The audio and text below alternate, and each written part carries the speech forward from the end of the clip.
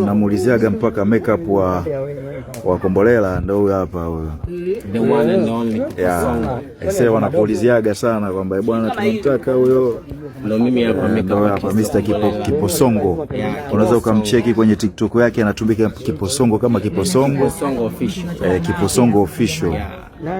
Makeup moja matatu sana hujawahi kuiona toka uzaliwa. Hiyo makeup moja toka uzaliwa. Sasa Ubimdashi si unaona hapa anafanywa makeup mtaona atakapobadilika.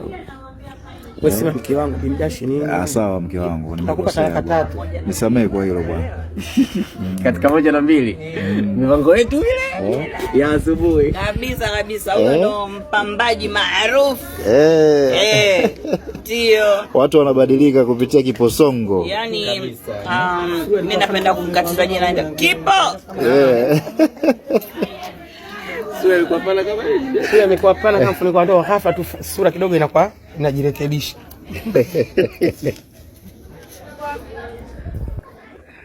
Niekeni mseme kidogo. Niliendesha. Yaani ile makeup yetu sasa inapotembea na inavyokwenda mjini watu wakiangalia.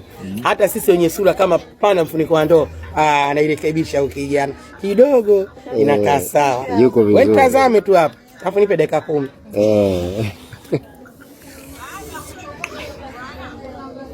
Kiposongo, the one and only. Kiposongo official. Follow me. Mvua inanyesha na